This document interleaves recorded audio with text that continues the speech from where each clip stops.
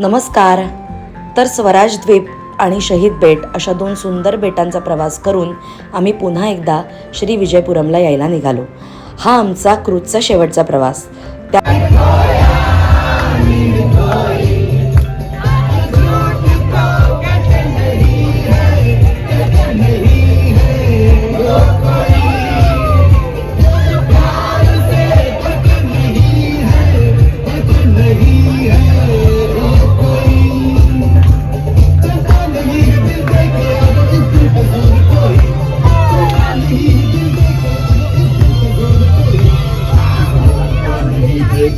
दुनिया में और कोई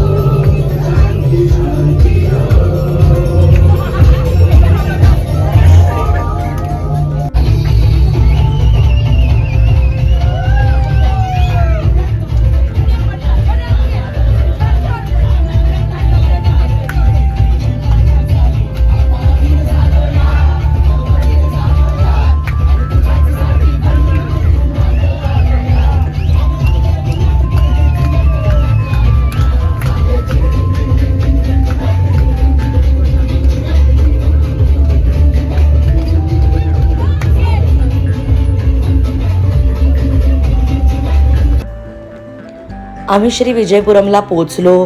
हॉटेलवरती गेलो, मस्त जेवलो, थोडा वेळ आराम केला आणि त्यानंतर संध्याकाळी आम्ही आलो फ्लॅग पॉईंटला. फ्लॅग पॉईंट म्हणजे नेताजी सुभाषचंद्र बोसांनी 30 डिसेंबर 1943ला बरोबर याच ठिकाणी आपला तिरंगा फडकावला.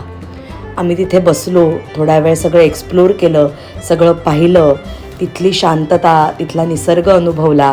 वातावरणसुद्धा अतिशय सुंदर झालं होतं आणि त्यानंतर आम्ही सगळ्यांनी मिळून संपूर्ण वंदे मातरम गायलं.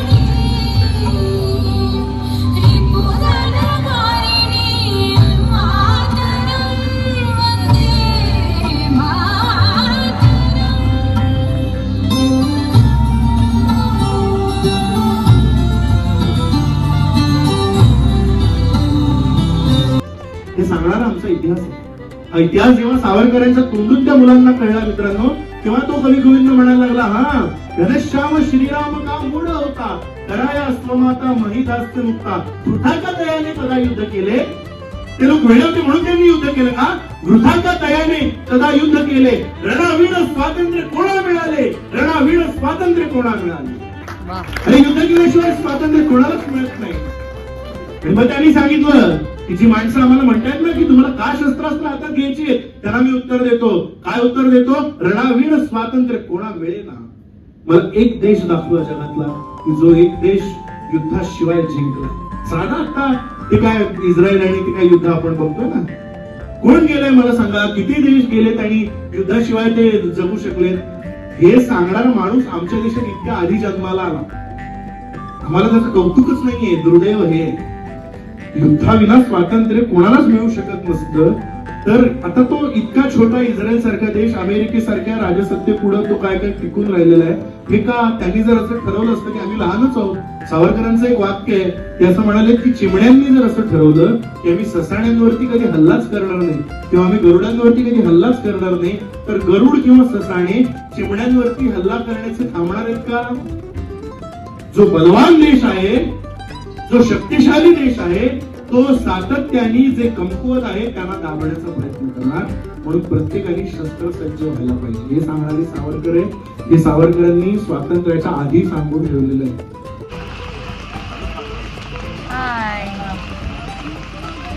सकाळी 3 वाजता बिग बॉस. आम्ही निघालोय बारटांगला. अशा गाड्या थांबल्याच आहे. काल पार्थ बावस्करांचं अप्रतिम व्याख्यान झालं आणि आज आम्ही निघालोय बारटांगला. पहाटे 3 वाजता आम्ही हॉटेल सोडलं आणि त्यानंतर इथल्या चेकपोस्टला येऊन थांबलो. आजचा प्रवास खूप वेळाचा आणि खूप वेगवेगळ्या ट्रान्सपोर्टने होणार होता. आम्ही पहाटे 3 वाजता हॉटेलमधून निघालो. त्यानंतर 4 वाजता इथे चेकपोस्टला येऊन थांबलो. 4 ते 6 आम्ही तिथेच वेट केला. त्यामुळे आम्ही मस्त तिथे ब्रेकफास्ट केला. एका छोट्या टपरीवरती छान साऊथ इंडियन इडली, मेदूवडा, दालवडा असं खाल्लं आणि 6 वाजता आमचा हा प्रवास सुरू झाला. हा प्रवास होता 48 किलोमीटर्सचा. तिथून आम्ही बारटांगला जाणार होतो.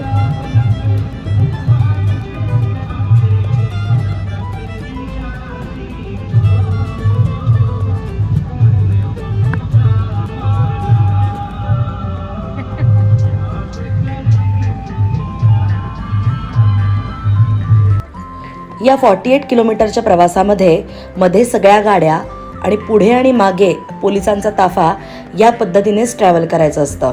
त्यांच्या वेळा फिक्स असतात. तर आमची वेळ सकाळची 6ची होती. आम्ही 6 वाजता या 48 किलोमीटरच्या प्रवासाला सुरुवात केली. कारण असं आहे की ज्या जंगलातून आम्ही प्रवास करणार होतो तिथे जारवा ही आदिवासी जमात राहते. म्हणून कुठल्याही प्रकारे काही होऊ नये यासाठी अशा सुरक्षिततेमध्येच प्रवास केला जातो. तर आम्ही इतका सुंदर प्रवास करून पोचलो बारटांगला. आमची बस जिथे उतरली तिथून आम्ही या जेटीमध्ये चढलो आणि पलीकडच्या किनाऱ्यावरती गेलो.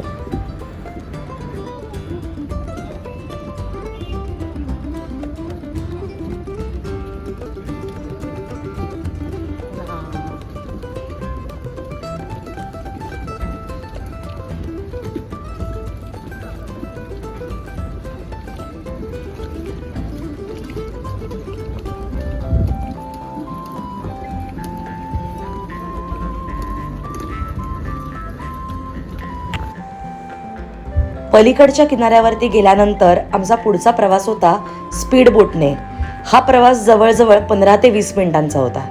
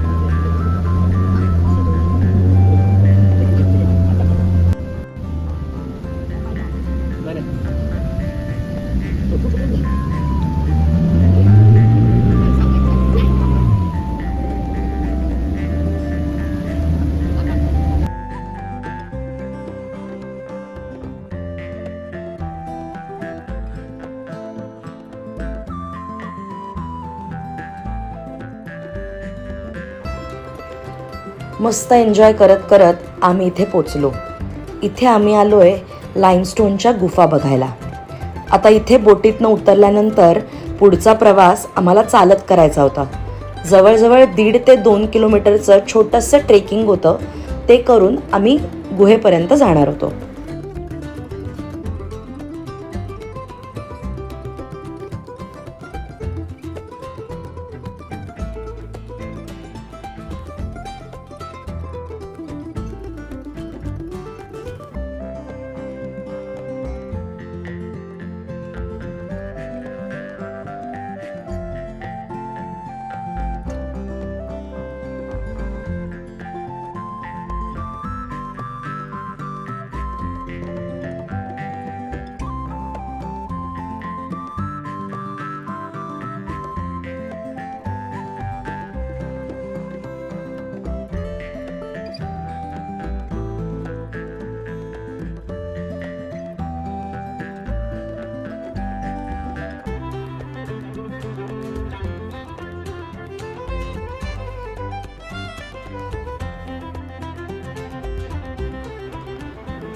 ढँडढँड आणि आम्ही फायनली इतका प्रवास करून इथे पोचलो आहे.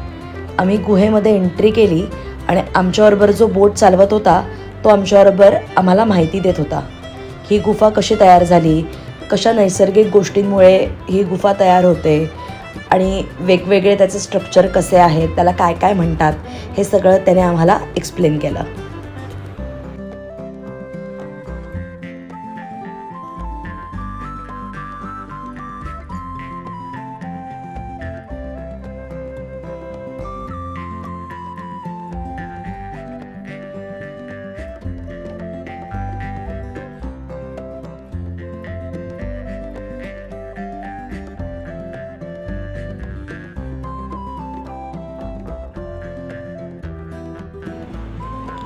गुफा बघून झाल्यानंतर जितका प्रवास आम्ही येताना केला तितकाच वेळ प्रवास करून आम्ही श्री विजयपुरमला पुन्हा एकदा पोचलो. आणि त्यानंतर आज झालं पार्थ बावस्कर यांचं दुसरं व्याख्यान.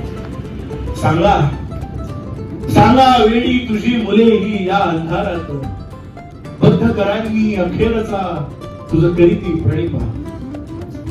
तुझ्या मुक्तीचे एकच होते वेडपरी निवार, तयांना वेडपरी निवार. गरजा जय जयकार क्रांतीचा गरजा जय जयकार. काय मिळालं त्यांना सांगा. नाचविता ध्वज तुझा गुंतले शृंखलेत हात. तुझ्या यशात अहो वंदे मातरम म्हणत म्हणत आमच्या मातंगिनी आजरा पोलीस मुख्यालयावरती चालून गेल्या, तर वंदे मातरम म्हणत त्यांनी असा ध्वज धरलेला होता. म्हणून पोलिसांनी मातंगिनी आजरा नावाच्या साठीच्या बाईला पुण्यात झाडून काढला. नाचविता ध्वज तुझा गुंतले शृंखलेत हात. तुझ्या यशाचे पवाड गातात गळ्यात येतात, गळ्यात हे असे साखरले. चरणांचे तव पूजन केले. अहो आईच्या पुढे पाया पडलं म्हणून कुणाला जेल झाली का? चरणांचे तव पूजन केले म्हणून गुन्हेगार. देता जीवन अर्घ्य तुला ठरलो वेळे. अगं आई सगळ्या जगानं आम्हाला नाकारलं, पण देशील ना पण तुझ्या खुशीचा वेड्यांना आधार. आई वेड्यांना आधार. गरजा जय जयकार क्रांतीचा गरजा. मनपूर्वक धन्यवाद.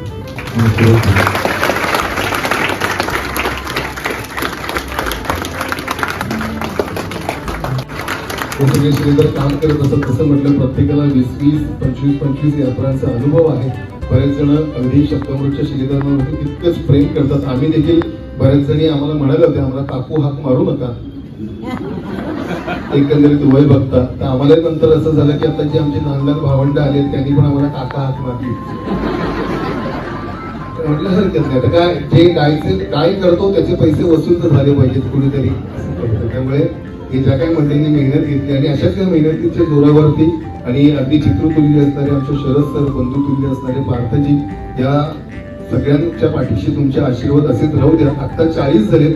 आमचा तर मनसुबा 400 आणि 4000 यात्रांचा आहे. त्यामुळे ते पाठीशी राहा. पुन्हा संदीप रणभवरे, धवल टेलर, निखिल म्हात्रे, शौनक सागरी, प्रणित माटवकर, ऋषिकेश गोखले आणि धनंजय कुलतुरकर आणि मी सुशांत सखाराम पाटे.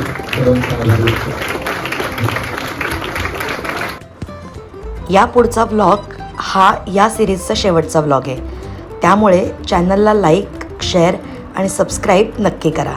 धन्यवाद.